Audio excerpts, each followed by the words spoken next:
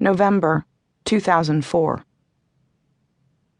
It's snowing in Tyler and Beth's bedroom. Flecks of snow, tough little ice balls, more BB than flake, more gray than white in the early morning dimness, swirl onto the floorboards and the foot of the bed. Tyler awakens from a dream, which dissolves almost entirely, leaving only a sensation of queasy and peevish joy. When he opens his eyes, it seems for a moment that the skeins of snow blowing around the room are part of his dream, a manifestation of icy and divine mercy. But it is in fact real snow, blowing in through the window he and Beth left open last night.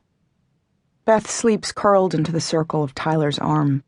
He gently disengages himself, gets up to close the window. He walks barefoot across the snow-sparkled floor, doing what needs to be done. This is satisfying. He's the sensible one. In Beth, he has finally found someone more romantically impractical than he. Beth, if she woke, would, in all likelihood, ask him to leave the window open.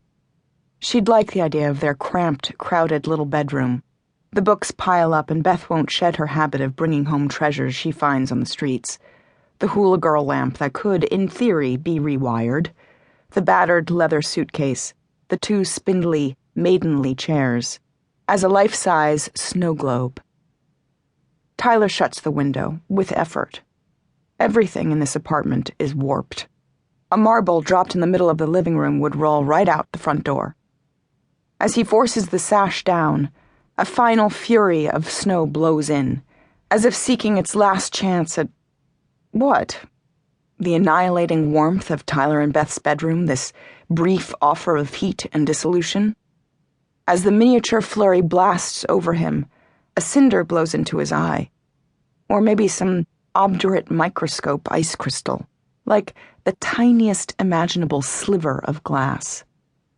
Tyler rubs his eye, can't seem to get at the speck that's embedded itself there. It's as if he's been subjected to a minor mutation, as if the clear speck had attached itself to his cornea, and so he stands with one eye clear and one bleary and watering, watching the snowflakes hurl themselves against the glass. It's barely 6 o'clock. It's white outside, everywhere. The elderly snow piles that have been day after day plowed to the edges of the next-door parking, that have solidified into miniature gray mountains, touched toxically here and there with spangles of soot, are now, for now, alpine, like something out of a Christmas card. Or rather, something out of a Christmas card if you focus tightly, edit out the cocoa-colored, concrete facade of the empty warehouse, upon which the ghost of the word concrete is still emblazoned. Although grown so faint, it's as if the building itself, so long neglected, still insists on announcing its own name.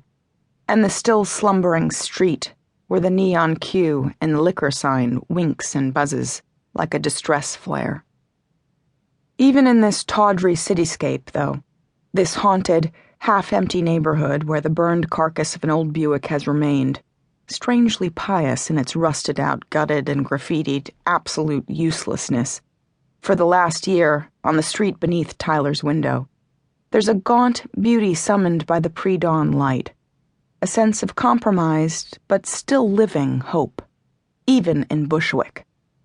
Here's a fall of new snow, serious snow, immaculate, with its hint of benediction, as if some company that delivers hush and accord to the better neighborhoods had gotten the wrong address.